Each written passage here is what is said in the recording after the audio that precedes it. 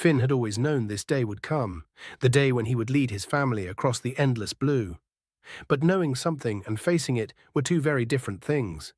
As he floated at the edge of the warm lagoon where his pod had gathered for generations, watching the sun dip below the horizon in ribbons of orange and gold, a tremor of doubt rippled through his massive body. His grandmother, Coral, surfaced beside him with a gentle exhale, her breath misting in the cooling air. "You're thinking too much," she said, her voice carrying the wisdom of 30 migrations. "I can see it in the way you hold your fins." Finn turned his great head toward her, his dark eye reflecting the fading light. "How did you do it, the first time you led?"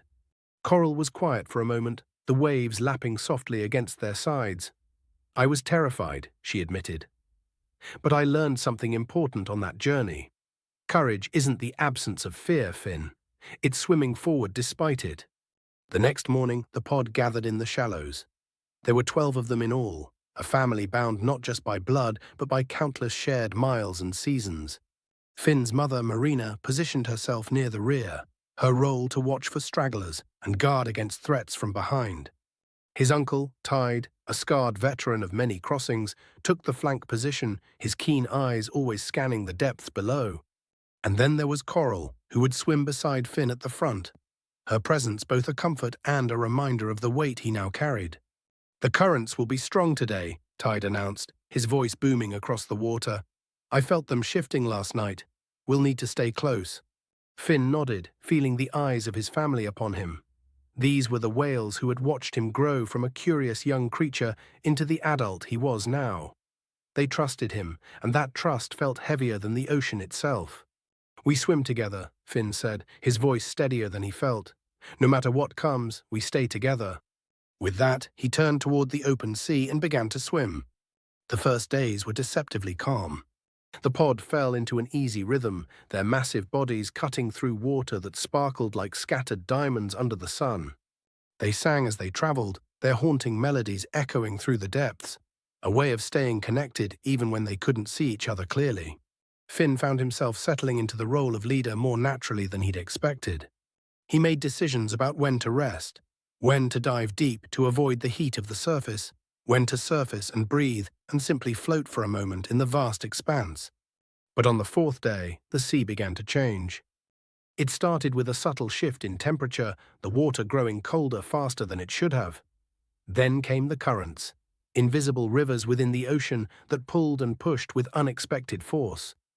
"We're approaching the Serpent's Channel," Coral said, her voice tense. "I remember this." Finn had heard stories of the Serpent's Channel his entire life. It was a stretch of ocean where warm and cold currents collided, creating unpredictable swirls and eddies that could separate even the most tightly knit pod. Whales had been lost here, swept away by forces they couldn't fight against. "How do we navigate it?" Finn asked, trying to keep the worry from his voice. Coral moved closer. "Your grandfather used to say that the channel doesn't want to destroy you. It wants to test you. The trick is to read the water, feel for the calm spaces between the chaos, and move through them quickly." Finn closed his eyes, extending his senses into the water around him. He could feel it now, the turbulence ahead, a churning mess of competing forces. But Coral was right. There were gaps, moments of stillness that appeared and disappeared like fleeting opportunities. "Everyone, listen to me," Finn called out, his voice cutting through the growing roar of the currents. "We're going to move through the channel in pairs. Stay with your partner no matter what. When I call out, we move. When I'm silent, we hold position. Trust the whale beside you and trust me."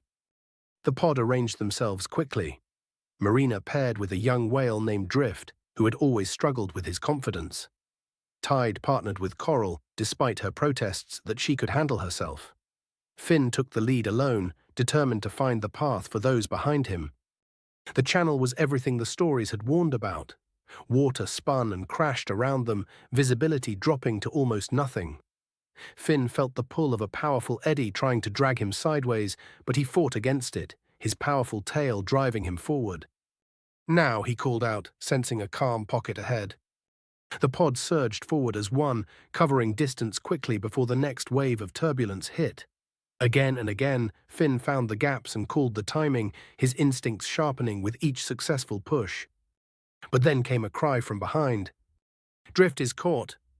Finn wheeled around, his heart pounding. Through the murky water, he could see Drift spinning helplessly in a vicious eddy, his young body unable to break free.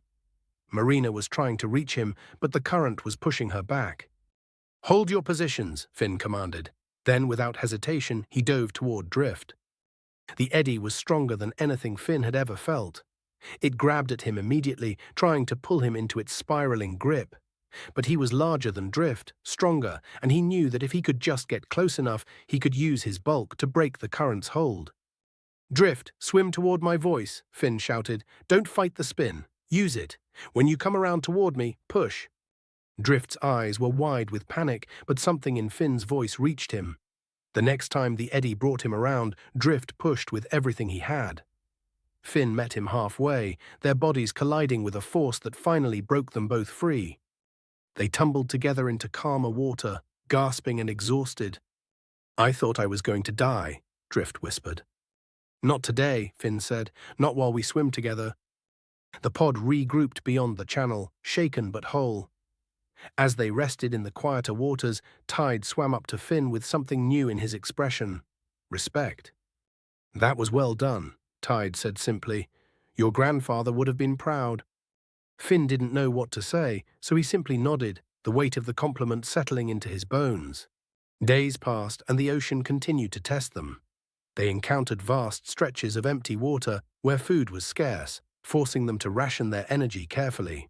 They dove deep to avoid the scorching sun and the boats that sometimes appeared on the surface. Their strange humming sounds a warning to stay hidden. And then came the sharks. It was Coral who spotted them first, a dark shadow moving parallel to the pod, then another and another.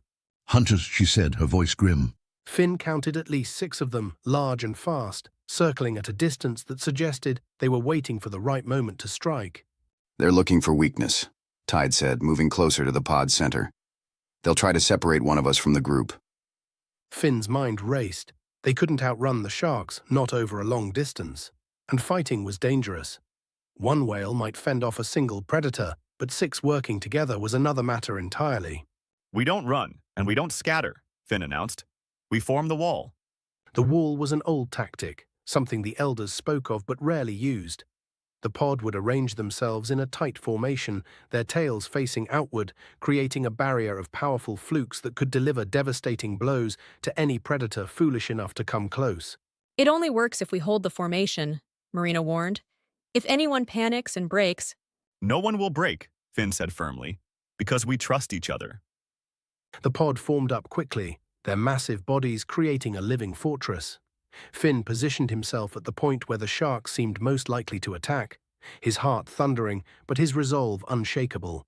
The sharks circled closer, their movements becoming more aggressive. Then one of them, the largest, made its move. It came fast, a grey missile cutting through the water. But Finn was ready.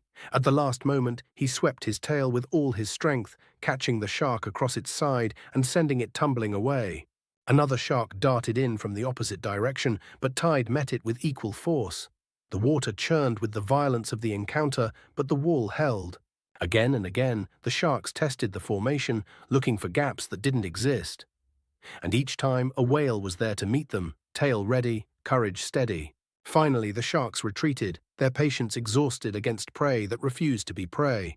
As the dark shapes disappeared into the depths, a sound rose from the pod. It started with Coral, a low, resonant note that vibrated through the water. Then Marina joined, and Tide and Drift, and all the others, their voices weaving together into a song of triumph and unity. Finn sang too, his voice blending with his family's. And for the first time since the journey began, he felt not the weight of leadership, but its joy. The final stretch of the migration was the most beautiful. The water grew rich with life, schools of fish glittering around them, the promise of the feeding grounds drawing them forward. Finn could feel it now, that ancient pull in his blood, the knowledge passed down through countless generations that said this is where we belong. When they finally arrived, the pod surfaced together, their breath creating a chorus of fountains that caught the morning light. Before them stretched waters abundant with food, the reward for all they had endured. Coral swam to Finn's side, her old eyes shining. "You did it," she said. "You brought us home."